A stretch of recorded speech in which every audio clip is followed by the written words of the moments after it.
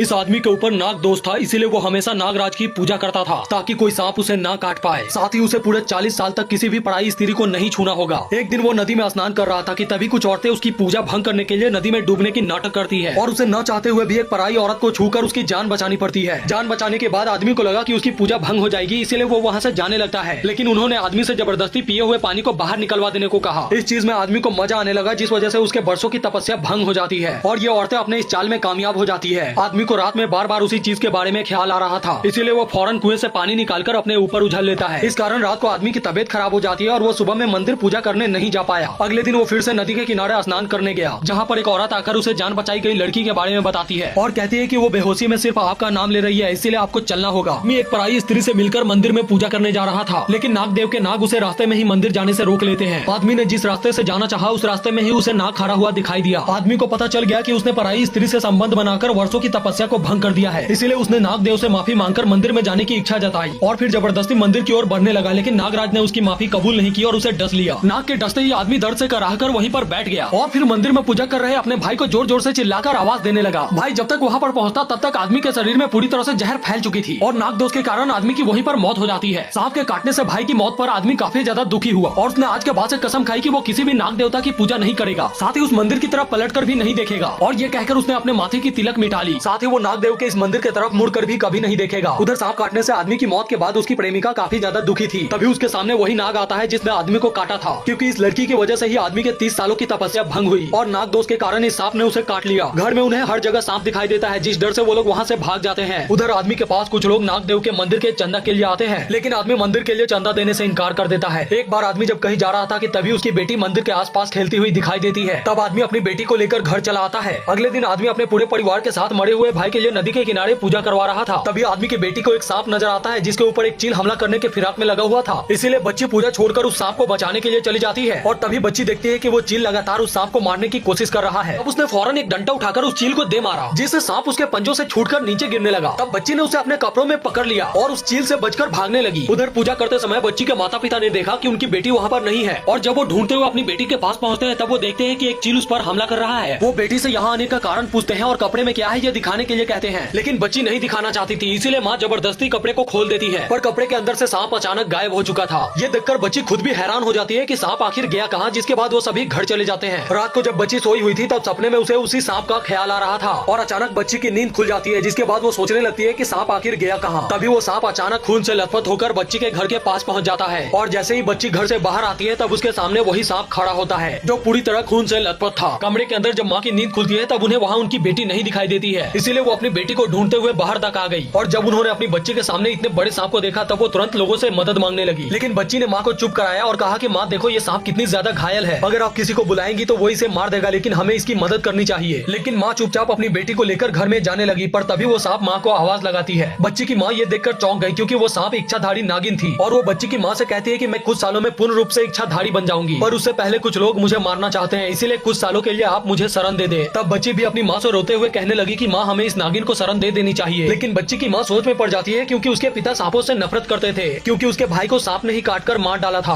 बच्ची की माँ अपनी बेटी के जीत के खातिर इस घायल नागिन को कुछ सालों के लिए अपने घर में रहने के लिए पनाह दे देती है। फिर बच्ची उस नागिन को अपने हाथों में उठाकर दोनों माँ बेटी उसके जख्मों को साफ करती है और उस नागिन को एक घड़े के अंदर छुपाकर रहने के लिए रख दिया जाता है। फिर समय समय पर बच्ची उस नागिन को पीने के लिए दूध दे दिया करती, जिससे नागिन का पेट भर जाता था। एक दिन बच्ची जब तैयार होकर स्कूल जा रही थी कि तभी नागिन उसे दरवाजे पर दिखाई देती है। बच्ची नागिन से बात कर ही रही थी कि तभी बाहर उसका पिता आ जाता है, जो सांपों से बहुत नफरत करता था। पिता को देखते ही बच्ची तुलसी के पेड़ के चक्कर लगाने लगती है और जब वो वहाँ से चले जाते हैं तब बच्ची उस नागिन को अपने झोले के अंदर से निकाल देती है। एक दिन बच्ची जब नागिन को दूध पिला रही थी कि तभी पीछे से आकर उसका पिता उसे देख लेता है कि उसकी बेटी नागिन को दूध पिला रही है, इसलिए उसने अपने नौकर को भेजकर एक सपेरे को बुलवाया। तब सपेरे ने बीन बजाकर इस नागिन को कैद कर लिया। बच्ची ने पिता से कहा कि ये सांप खतरनाक नहीं है, बल्कि ये हमारे पास मदद के लिए आया था, आप मुझे दे दो, मैं इसे पाल लूंगी। तब आदमी चिल्लाकर अपनी बेटी को घर के अंदर जाने के लिए कहता है, क्योंकि वो सांपों से नफरत करता था। जिसके बाद वो सपेरे बहुत सारे सांपों को लेकर एक अघोड़ी के पास जाते हैं। तब अघोड़ी एक एक करके सभी सांपों को चेक करता है, लेकिन उनमें से कोई भी वो नागिन नहीं होती। लेकिन जैसे ही वो नागिन वाले डब्बे को खोलते हैं उसमें से नागिन गायब हो चुकी थी। तब अघोड़ी ने सपेरों से कहा कि अगर तुम मुझे वो सांप लाकर दोगे तो मैं तुम्हें सोने का सांप दूंगा। उधर घर में बची नागिन के जाने के बाद बहुत ज्यादा दुखी थी, इसीलिए वो खाना भी नहीं खा रही थी। जिसके बाद पिता आकर अपनी बेटी को समझाता है, फिर अपने हाथों से खाना खिलाता है। उधर वो अघोड़ी सपेरे को अपने पास बुलाकर कहता है कि तुमने उस सांप को जहाँ से पकड़ा था उस घर के बच्ची को उठाकर ले आओ, तब नागिन खुद ब खुद उसके पीछे पीछे आ जाएगी। जंगल में एक बूढ़े आदमी के बेटे को सांप काट लेता है, जिससे उसकी मौत हो जाती है। तभी वहाँ से गुजर रहा सेठ बूढ़े आदमी को रोता देखकर उसके पास आता है। इस बूढ़े आदमी का उसके बेटे के अलावा और कोई सहारा नहीं था, इसलिए सेठ उसकी मदद कर देता है। बूढ़े आदमी ने बताया कि वो सांप उसके बेटे को काटकर उस मिट्टी के गुफा के अंदर छुप गया। तब सेठ ने घर जाकर अपनी पत्नी से कहा कि उस नागिन ने एक आदमी की जान ले ली, जिसे उसकी बेटी दूध पिलाती थी, और अब मैं जा रहा हूँ उस नागिन को जिंदा जला दूंगा। तब आदमी की पत्नी दौड़ते हुए पुजारी के पास जाकर उसे सारी बात बताती है। उधर सेठ गाँव के लोगों के साथ मिलकर सांप के गुफा में आग लगाने के लिए उसे चारों तरफ से बंद करवा देता है। तभी वहाँ पर मंदिर का पुजारी आकर आदमी को समझाने की कोशिश करता है, लेकिन सेठ पुजारी की भी बात नहीं सुनता और नागिन की गुफा में आग लगवा देता है। इस आग की वजह से नागिन के सभी अंडे जल जाते हैं। तब जलती हुई नागिन सेठ को ये श्राप देती है कि जिस तरह से उसके बच्चे जलते हुए मरे हैं, ठीक उसी तरह से उसकी भी बेटी जलेगी। और जब आदमी ने घर जाकर देखा तब उसकी बेटी भी ठीक उसी तरह से जल चुकी थी। तब आदमी को समझ आ गया कि ये श्राप उसी नागिन की है। इसलिए आदमी मंदिर के पुजारी से अपनी बेटी को ठीक करने के लिए मदद मांगता है। पंडित ने कहा कि नाग पंचमी के दिन तक तुम्हारी बेटी पूरी तरह से नागिन में बदल चुकी होगी और उसी के काटने की वजह से तुम्हारी मौत हो जाएगी, लेकिन इसका तोड़ तो मुझे शास्त्रों में ही ढूंढना पड़ेगा। और जब लड़की को नागिन बनने वाली बात एक दुष्ट अघोरी को पता चली, तब वो अपने सपेरे से उस लड़की को उठा लाने को कहता है। उधर शास्त्रों में देखकर पुजारी ने आदमी को बताया कि जिस नागिन के घर को तुमने जलाया है उसकी राख को लेकर तुम्हें पूजा करनी होगी। तब आदमी जलाए गए नागिन के राख के ऊपर दूध चढ़ाता है, फिर उस राख को जमा करके एक और घर बनाता है। साथ ही वो अपनी बेटी को ठीक करने के लिए कई मंदिरों में भटकता है, लेकिन कहीं भी उसकी बेटी ठीक नहीं होती है। और जब वो अपनी बेटी को एक जगह पर रखकर पूजा करने के लिए चले जाते हैं, तब एक सपेरा आकर उसकी बेटी को किडनैप करके एक अघोरी के पास ले जाता है। अघोरी उस बच्ची के सहारे एक नागिन को बुलाना चाहता था। उधर जब माँ ने अपनी बेटी को नहीं देखा तब वो उसे इधर उधर ढूंढने लगी, जिससे पूरा परिवार परेशान हो गया। ये लोग आपस में सोच ही रहे थे कि तभी वहाँ पर एक नागिन आई और उसने कहा कि तुम्हारी बेटी मुसीबत में है, मेरे साथ आओ। जिसके बाद नागिन लड़की के परिवार को लेकर उसी जगह पर चली जाती है जहाँ पर अघोरी ने उसकी बेटी को रखा था। जिसके बाद अघोरी ने लड़की के माता पिता को धमकी देते हुए कहा कि तुम अपनी बेटी को नाग पंचमी के दिन बलि चढ़ते हुए देखोगे, और अगर तुम लोगों ने इसके पास आने की कोशिश की तो मैं इसे जलाकर भस्म कर दूंगा। जिसके बाद अघोरी ने अपने काले शक्तियों का इस्तेमाल करके लड़की के पिता पर हमला करना शुरू कर दिया। तब नागिन ने आदमी से कहा कि उसकी छड़ी को छीनकर आग में डाल दो, तब उसकी शक्तियाँ खत्म हो जाएगी। इसलिए आदमी ने रस्सियों के सहारे अघोरी से उसकी छड़ी छीनी और आग में डाल दिया। इसलिए अघोरी पूरी तरह से पगलाकर आदमी पर हमला कर देता है। और जब अघोरी ने खंजर से उसकी बेटी को मारना चाहा, तब पीछे से नागिन ने उसे डस लिया, जिससे अघोरी की वहीं पर मौत हो गई। अपनी बेटी को पाकर दोनों माता पिता बहुत खुश हुए, लेकिन नागिन ने कहा कि जल्दी से जाकर अपनी पूजा पूरी करो, वरना तुम्हारी बेटी पूरी तरह से सांप में बदल जाएगी। आदमी अपनी पत्नी को बेटी का ख्याल रखने को बोलकर मंदिर की तरफ भागा, लेकिन जब तक वो मंदिर पहुंचता उससे पहले ही उसकी बेटी पूरी तरह से सांप में बदल गई। और अब दूसरा श्राप ये था कि सांप बनी लड़की अपने पिता को ही काटकर उसे मार देगी। इसलिए वो उन्हें मारने के लिए आगे बढ़ने लगी, लेकिन माँ ने उसका रास्ता रोक लिया और कहा कि तुम अपने ही पिता को मार दोगी। लेकिन उस लड़की के रूप में वही नागिन थी जिसे उस आदमी ने जिंदा जला दिया था, जिसने कहा कि तुम्हारे पति को मरना होगा क्योंकि उसने मेरे पूरे वंश को समाप्त कर दिया था। औरत अपने नागिन बेटी के पीछे पीछे उसे रोकने के लिए दौड़ने लगी, लेकिन तभी नागिन ने देखा कि घंटी में टकराने की वजह से माँ का सर फूट गया है। तब माँ नाग देवता के पास आकर अपने पति को माफ कर देने के लिए प्रार्थना करती है, लेकिन नाग देव भी उनकी बात नहीं सुनता और वो नागिन आदमी को मारने के लिए पानियों के सहारे जाने लगती है। उधर आदमी बार बार उस नागिन के राख से उसके घर को बनाने की कोशिश कर रहा था, लेकिन उससे नहीं बन पाता। इसलिए नागिन के उस घर को बनाने के लिए आदमी उसमें अपना खून मिलाता है, और उस खून से जब वो घर बनाता है तब नागिन का घर बन जाता है। लेकिन फिर भी वो नागिन नहीं रुकती और आदमी को डसने के लिए चली जाती है। इसलिए आदमी की पत्नी नाग देव के सामने अपनी जान देने की कोशिश करती है, लेकिन पंडित उन्हें रोक लेता है। इधर नागिन जैसे ही आदमी को डसती वैसे ही वहाँ पर वो नागिन आ जाती है जिसे उसकी बेटी दूध पिलाया करती थी। पहली नागिन ने कहा कि तुम बीच में मत आओ, इस आदमी को जीने का कोई हक नहीं, क्योंकि इस आदमी ने मेरे पूरे वंश को समाप्त कर दिया। तब दूसरी नागिन ने कहा कि इस आदमी ने जानबूझकर ऐसा नहीं किया है, बल्कि इसके भाई को एक सांप ने काटकर मार डाला था। दरअसल उस आदमी के भाई के ऊपर नाग दोष होता है और उसे 40 सालों तक कुंवारा रहना था, लेकिन वो इस औरत के साथ सोकर मंदिर में पूजा करने के लिए आ रहा था, इसलिए उसे नाग ने डस लिया था। साथ ही उस आदमी का ब्रह्मचर्य तोड़वाने के लिए इस औरत को भी श्राप लगा, जिससे उसका पूरा शरीर खराब हो गया। लेकिन नागिन ने कहा कि ये गलती हो चाहे कुछ भी, उसने मेरे वंश को खत्म किया और मैं इसके वंश को खत्म करूंगी। तब माँ ने कहा कि अगर आप भी इंसानों की तरह बदला लेंगे तो आपको कौन पूजेगा। साथ ही आदमी भी कहता है कि आप चाहे तो मुझे मार दीजिए, लेकिन मेरी बेटी को वापस लौटा दीजिए। और दूसरी नागिन भी कहती है कि तू इसे मार डालेगी तो तेरा वंश वापस आ जाएगा क्या। यह सुनकर नागिन आदमी को मारने का अपना फैसला बदल लेती है और आदमी की बेटी को वापस उसके रूप में उन्हें लौटा देती है।